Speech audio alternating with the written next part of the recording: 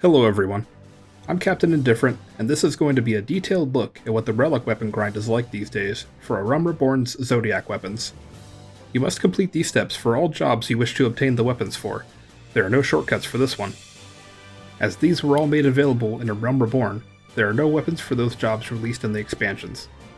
Relic weapons generally take a significant amount of time and effort to complete, so let's get into it.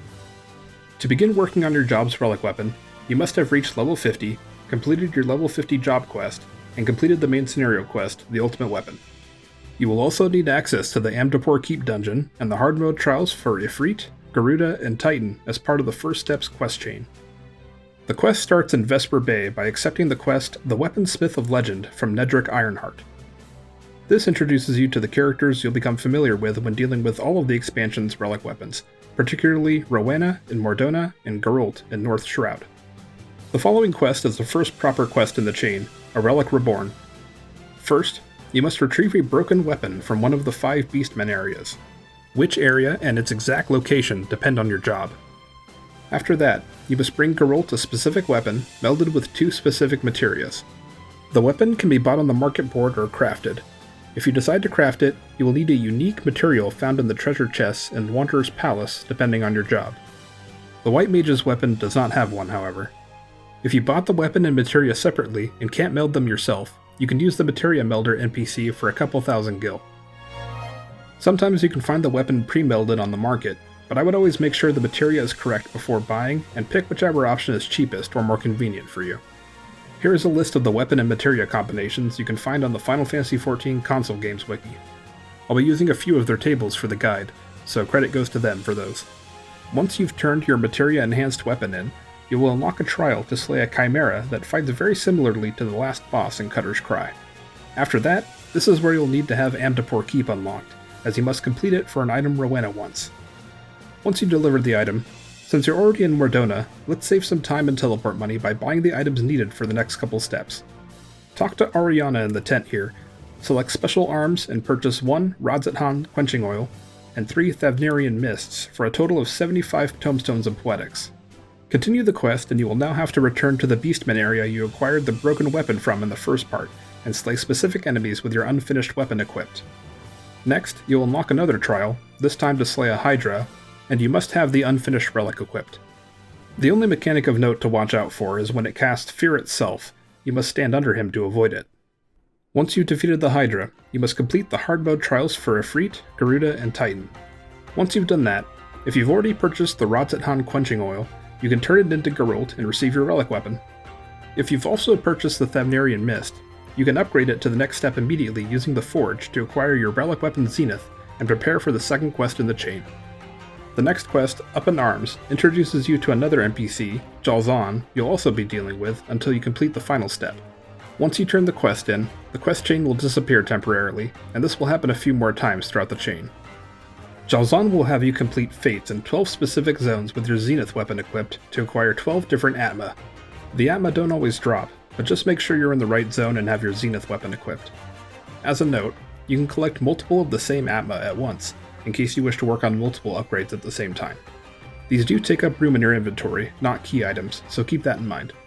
Once you have all 12, speak with Jalzahn again with your weapon unequipped to upgrade your Zenith weapon to an Atma weapon, and unlock the next part of the chain, Trials of the Braves.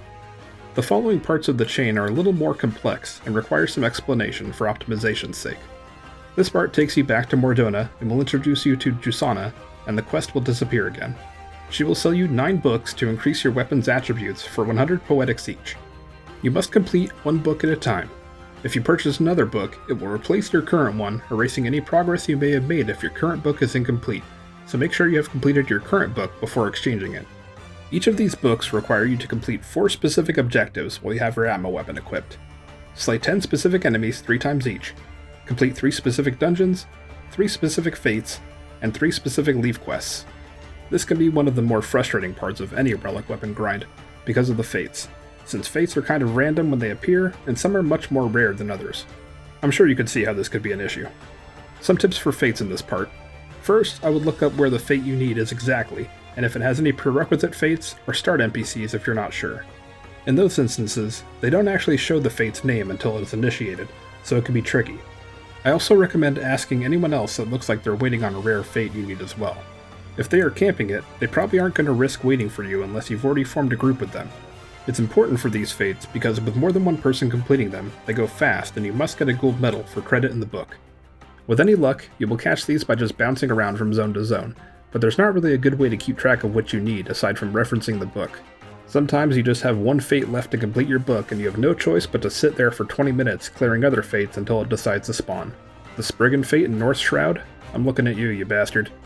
I personally will look for the fates first, then switch to other objectives in zones other than Mordona, which I leave for last since Jusana is there. For the Levequests, the specific leave you need may not appear right away. In this case, the best option is to take 3 of them and complete them. When you return to the Levemete, don't turn them in. Look at their available Levequests and the list will always include the one you need.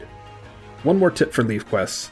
Make sure you're speaking to the correct Levemete, as some are labeled as Grand Company Levequests, which require you to speak to the company Levemete.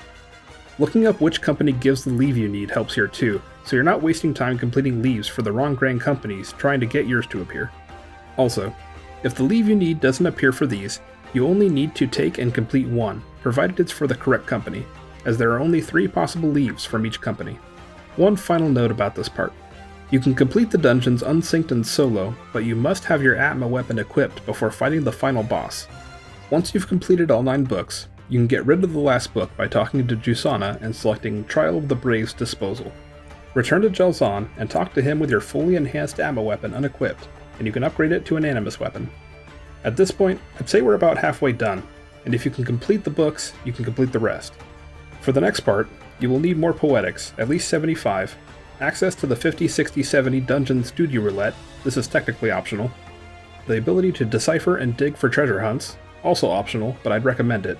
You can get this by completing the quest Treasures and Tribulations from Loon in Wineport, and quite a bit of gil and/or materia. Jelzan has the next quest, Celestial Radiance, which will require you to talk to Mutamix Bubbly Pots at the bonfire northwest of Blackbrush Station in central Thanalan. He will have you talk to Huberton a few steps away, who will have you go purchase 3 superior enchanted inks for 25 poetics each from Ariana and Mordona. Handing those over, he will provide you with a sphere scroll for your relic weapon, which you will need for the next quest he gives you. The next quest, Starlight Starbright, will require you to bind 75 materia to your sphere scroll. If you don't care about what materia you're binding to the scroll, this will be much more simple than if you're trying to optimize the stats on a weapon you have no practical use for. Don't go grabbing 75 random materia just yet though. It's a little more complicated than that. As this is another complex step, I'll try to explain it as best I can. To bind materia to the scroll, you need an additional resource, Alexandrite. You need one for each infusion, so you need 75 of them. If an infusion fails, the materia is lost, but the Alexandrite is not, so you only need 75 per Animus weapon. You can acquire Alexandrite in 3 different ways. 1. They can randomly drop when completing fates with your Animus weapon equipped. 2. You can buy them for 50 allied seals each from your Grand Company's Hunt Billmaster, or 3. From the treasure you get from mysterious maps. You can acquire mysterious maps in 2 different ways. First, you can complete the quest One Man's Trash that starts from Eldwine in North Shroud by Jelzan. If he doesn't show up for you, then you may need to do the treasure map quest I mentioned before for him to appear. Then, you can complete the daily quest Morbid Motivation from Brangwine in Mordona, which requires you to complete the 50, 60, 70 dungeon roulette. The other way is by trading Oriana 75 poetics for a map, which has no limit. If you play Blue Mage and complete the Masked Carnival and Blue Mage log regularly, the Allied Seal option may be more appealing than it was for me, as I preferred the maps. The other benefit to the mysterious maps is that each map yields 5 Alexandrites, which is very nice. I believe this used to be random between 1 and 5, but I just tested it and I got 5 for every map, so assuming this wasn't amazing luck, buying 15 maps for 1125 poetics is the way to go. 2 things to keep in mind. Alexandrite takes up normal inventory space, and mysterious maps work just like normal treasure maps, meaning you can only hold 1 at a time. So to use them optimally, you would buy 1, or get it from the daily, stick it in the Chocobo saddlebag, buy another, use it, then buy another one. That way you can essentially hold 3 at a time. Once you've acquired 75 Alexandrite, or at least some to start with, it's time to work on materia and infusing the sphere scroll. To infuse materia, you right-click on the scroll and click Infuse. To explain the infusion mechanic, I'll be referring to this chart. Before that though, it's important to note that each materia you infuse will only increase the given stat by 1, not by how much the materia normally increases the stat by. Getting into the chart, let's look at the Yoshimitsu Novas as an example. Under direct hit, you see the top number 44 and the 4 lower numbers, all 11s, below that, which add up to the top number. The top number shows the total number of stat points you can increase the stat by, and the lower numbers show how many infusions you can get out of each grade of materia, grades 1 through 4 from left to right. So for direct hit, you can infuse 11 of each grade of materia, up to grade 4 for a total of 44 points. Not all weapons and stats have the same caps, so check the chart for your weapons caps before planning out your infusions. The first 6 infusions for each grade of direct hit materia, or others with 44 infusions, that you infuse will have 100% chance to succeed. After which, the percentage will depreciate to 96, 90, 82, and 72%, ending at 60%. You must start with grade 1 materia until you infuse all 11 in this case, then you can and must begin using grade 2 materia, and so on, if you wish to keep increasing the stat. Once you infuse the last grade 1 materia, the percentage of success resets to 100% for the first 6 grade 2, and so forth. I find it's good to plan to fail between 4 and 10 infusions, so bring or buy extra materia for those you intend to push through the low success chances for. If you look at determination now, it allows for less total stat points and therefore less infusions per grade. For stats like these, they may not start at 100% success rate, or may only have 1 to 3 100% success rate infusions before the rate drops. You can infuse up to 5 different stats into the scroll. These could be whatever combat stance you want, even spell speed on a melee job for example. This chart does not show the numbers for the off-job stats, but they seem to follow a pattern. This is nice though, because you could just use whichever materia is cheapest or most convenient for you. If you do wish to go back and change the stats in the future, there is an option to do so once you've completed the quest. Regardless, once you've infused all 75 materia into the scroll, bring it to Jalzahn and upgrade your Atmas weapon to Novus. Next, complete the quest, Soulglazed Relics, then talk to Jalzahn to soulglaze your Novus weapon. Now, you will need to accumulate light within your weapon. This can be done in a variety of ways, which I'll show here. Using the Zodiac glass will tell you how much light you've accumulated in an arbitrary way. You know it's done when it says bursting with activity. The fastest way to complete this step, assuming you're level 80, is to find an ARR dungeon to run unsynced that is giving bonus light, since they only take about 3 to 5 minutes depending on your job. What I do is alternate between the dungeons I find the fastest to complete, Sastasha, Tamtara Deepcroft, Halatali, and Aurum Vale, until I find one that says the weapon emits a blinding light at the end, which means it's getting bonus light. If it says it emits a brilliant light, you're getting the regular amount. Without the bonus light, it takes around 42 runs of these dungeons, which if you did it straight with a couple of breaks would take around 4 hours. With the bonus light, it rewards double, so it's worth finding the current bonus light dungeon. If you're doing this on the free trial or synced, the same method will probably work, but if you tend to get alliance groups that clear Circus Tower or World of Darkness pretty fast, it could be faster when synced, especially if one is giving bonus light. The light levels for the alliance raids are Blinding normally and Newborn Star for bonus light. However you get your 2000 light, once you've completed this step, return to Jalzahn and upgrade your Novus weapon to Nexus. Only 2 steps left now. Complete the next quest, Wherefore Art Thou, Zodiac, which will unlock some repeatable quests you can complete in any order. A Pawns of Flesh, A Treasured Mother, and Labor of Love are all available in Mardona, and Method in His Malice is available at Mutamix's camp in Central Thanalan. These quests each have several requirements in their own right, so we'll go at it one at a time, aside from 2 notes. In order to do these self-sufficiently, you must be able to desynthesize items with every crafting class, and be able to craft the first set of master recipes with each crafting class. If you aren't able to, it's not a big deal. The items are available to buy from the market board, or you could have a friend or free company member help you get the items needed. The second note is that each quest requires a Bombard Core, which is untradeable, so you must be a second lieutenant with your Grand Company to purchase them. I'll go over the desynth and crafting process real quick before getting into the quest so I don't bog down the information later. As an example, we'll use the one that's needed for the first quest I'll go over, A Pawns of Flesh. In the later steps, you'll need to acquire high-quality perfect firewood. To craft perfect firewood, you need a unique material, Aged Spear Shaft. This can only be acquired by desynthesizing an aged spear. Aged spears and the like shown here can only be obtained by buying them from the Silver Bazaar in Western Thanalan for 3,000 gil each. The chance to obtain the materials you need is not guaranteed, so you may end up spending tens of thousands of gil on this part if you're unlucky. This method is used for each of the ingredients needed for this step, which is 8 in total. Anyway, into the quests. A Pawns of Flesh requires you to buy a Bombard Core for 20,000 seals from your Grand Company. You'll need 4 of these total, so you can purchase them all now if you're so inclined.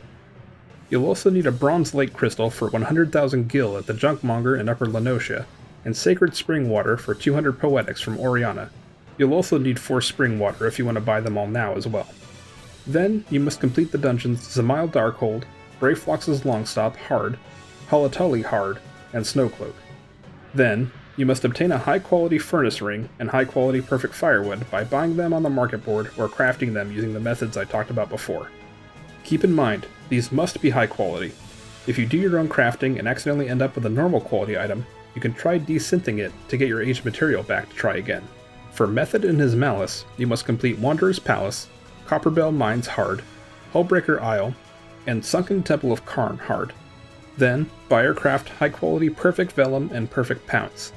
Lastly, a Bombard Core and Sacred Spring Water again, as well as a Furite Sand for 100,000 gil from this vendor in Kurth's Central Highlands White Brim Front. A Treasured Mother starts with the Bombard Core and Spring Water, as well as a Brass Kettle for 100,000 gil from the Tool Supplier in North Shroud, in the same camp as Geralt. Then, you must complete Amdapor Keep, Pharaoh's Sirius, Tamtera Deepcroft Hard, and Stone Vigil Hard. Then, you must buy or craft a high-quality tailor-made eel pie and perfect cloth.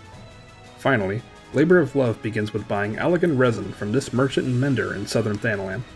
Then, you must complete Orem Vale, Hawk Manor Hard, Lost City of Amdapor, and Sestasha Hard.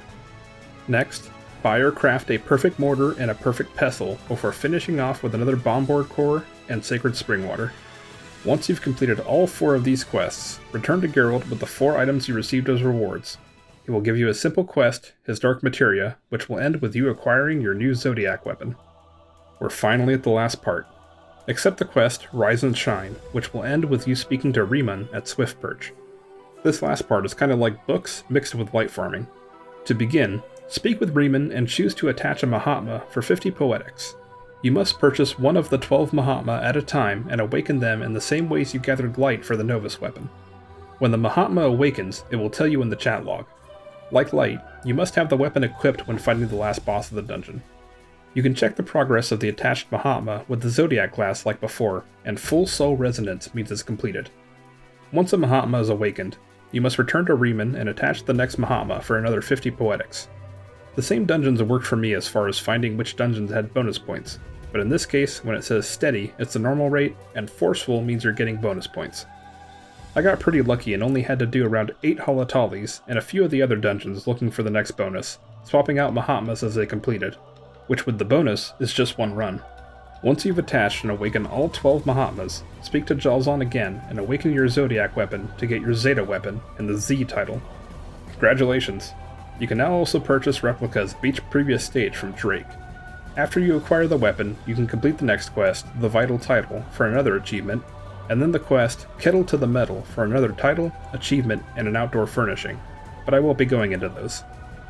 Good luck with getting your weapons, and I hope you enjoyed the video. Drop me a like and subscribe if this helped you out. See you next time, Warriors of Light.